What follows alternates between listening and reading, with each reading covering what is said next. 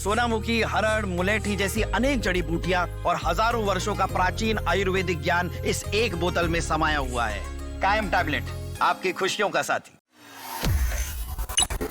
खबर अमेरिका और वेनेजुएला के बीच छिड़े तनाव को लेकर यहां पर अब एक अमेरिकी अर्थशास्त्री ने ही ट्रंप को बड़ी चेतावनी दी है और ये चेतावनी अमेरिका से ही आई है। अमेरिका में लगातार ट्रंप के खिलाफ जो विरोध की आवाज है, जो विरोध के सुर हैं, वो लगातार उठ रहे हैं और यहां पर अब अमेरिका के एक अर्थशास्त्री की जो बड़ी चेतावनी या ये कहें कि ट्रंप को एक तरह से आगाह किया गया है। पूरा मामला क्या है, इसकी ज्यादा जानकारी के लिए हमारे साथ जुड़े हैं चेतन, उनसे जानेंगे।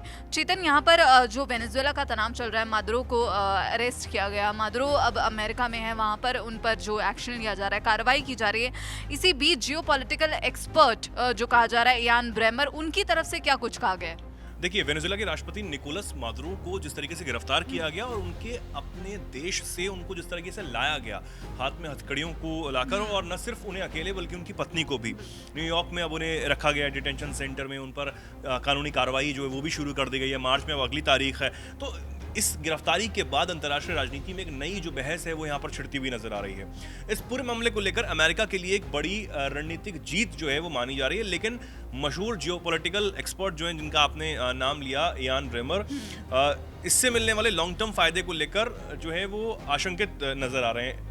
एक इंटरव्यू के दौरान जो कि इंडिया टुडे के साथ उन्होंने बातचीत की, उसमें उन्होंने कहा कि व्हाइट हाउस को भले ही फिलहाल राजनीतिक फायदा दिख रहा हो, लेकिन ट्रंप के सत्ता से जाने के बाद हालात पूरी तरह जो है वो बदलने वाले हैं। यानी कि जो अभी अभी दिख रहा है मीठा मीठा, वो सिर्फ ट्रंप के सत्ता में रहने तक है, क्योंकि ट्रंप अपनी तरीके से फैसले लेते हैं। लेकिन आने वाले समय में अमेरिका को कितना नुकसान होगा ये अभी नजर नहीं आ रहा लोगों को, ये आने वाले समय में जरूर नजर आएगा। लेकिन क्योंकि ये जियोपॉलिटिकल एक्सपर्ट हैं और इन चीजों को समझते हैं, तो ये दूरदर्शी चीजों हैं जो वो देख पा रहे हैं, समझ पा रहे हैं कि ये अभी तो सब कुछ ठीक लग रहा है, बहुत मजा आ रहा है लोगों को, एक थ्रिल जो है वो देखने को मिल रहा है, और जो ट्रंप कहते हैं ना, ड्रिल बेबी ड्रिल, तो वो कहीं ना कहीं लोगों को देखने को मिल रहा है। लेकिन अभी ये आने वाले समय में बहुत ज्यादा घातक होगा अमेरिका के लिए ही। उन्होंने ये साफ कहा है कि अगला राष्ट्रपति ट्रंप द्वारा किए गए फैसलों को पलट सकता है।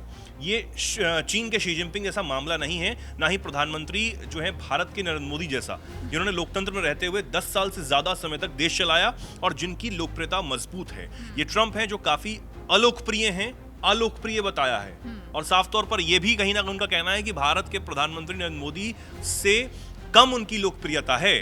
वो आगे कहते हैं कि 80 साल के हैं और 3 साल में सत्ता के बाहर हो जाएंगे, ये भी दावा उनकी तरफ से कर दिया गया है। यानी कि ये टर्म है, उसके बाद तो उनका टर्म हो नहीं सकता है। अब ब्रेमर ने अमेरिका की राजनीतिक व्यवस्था की तुलना जो है वो यहाँ चीन से की है, रूस और भारत से करते हुए कहा कि इन देशों में नेतृत्व की जो निरंतरता देखी गई है यहाँ पर देखने को मिलती है, जबकि अमेरिका में हर 4 साल में सत्ता परिवर्तन जो है वो हो जाता है। हम अब ये क्या कहना चाहते हैं, ये कहना चाहते हैं कि रूस में पुतिन जो है वो कितने समय से राष्ट्रपति हैं, यानी कि एक ही सत्ता संभाल रहा है व्यक्ति। दूसरी तरफ जो चीन है, वहां पर भी शी जिनपिंग है, कम्युनिस्ट सरकार है, वही सत्ता संभाल रहे हैं। भारत में लोकतंत्र है, लेकिन 10 सालों से हम देख रहे हैं कि एक ही प्रधानमंत्री है, और अब अगला टर्म क्या होगा ये अभी किसी को नहीं पता, लेकिन अभी तक उन्होंने फिलहाल ये कहा है। तो लेकिन अमेरिका में हर 4 साल बाद सत्ता परिवर्तन हो रहा है, ये वो कह रहे हैं। कहते हैं कि इससे नीतियों में स्थिरता नहीं बन पाती और बड़े फैसलों का असर देखने में समय लगता है। ब्रेमर के मुताबिक जिस तरह ट्रंप ने अपने पूर्ववर्ती राष्ट्रपतियों की कई नीतियों को खत्म कर दिया, जिस तरीके से उन्होंने कहा कि बराक ओबामा इस तरीके के हैं, जो बाइडन वो हैं उन्होंने गलत फैसले लिए थे, और इस तरीके के बयान वो देते हुए नजर आए थे, उसी तरह उनका उत्तराधिकारी भी ट्रंप के फैसलों को बदल सकता है, आने वाला राष्ट्रपति जो होगा। ऐसे में मादुरो की गिरफ्तारी को अमेरिका की स्थायी रणनीतिक सफलता मानना जल्दबाजी होगी, क्योंकि अगर ट्रंप जाते हैं तो हो सकता है कि मादुरो को वापस उनके देश जो है वो भेज दिया जाए, वो भी सम्मानजनक तरीके से।